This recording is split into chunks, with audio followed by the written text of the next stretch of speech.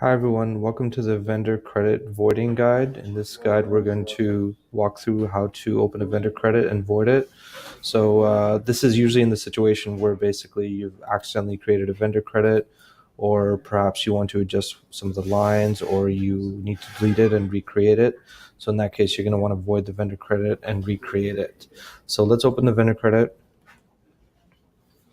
And if you just try voiding it right off the bat, it's going to give you a message. So if you click void, click OK, it's going to say that you're going to have to make sure all the inventory lines are zeroed. So, excuse me, we have some inventory lines here, as you notice. So in order to get rid of these, I'm going to click on here, click here, and actually I'm going to pick. So what I've done is I've clicked on the quantity and I've selected the virtual location. So if you have a 3PL connection, you'll have a virtual location. Just select that. Enter the quantity that you need to pick. So in this case, we're getting rid of the line. So we're going to put in 2. You can see the quantity change is -2. Click close.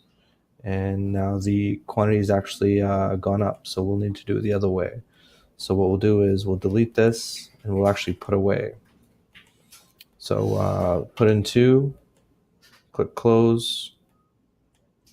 And now the line has actually gone away. So now I'm able to void the vendor credit.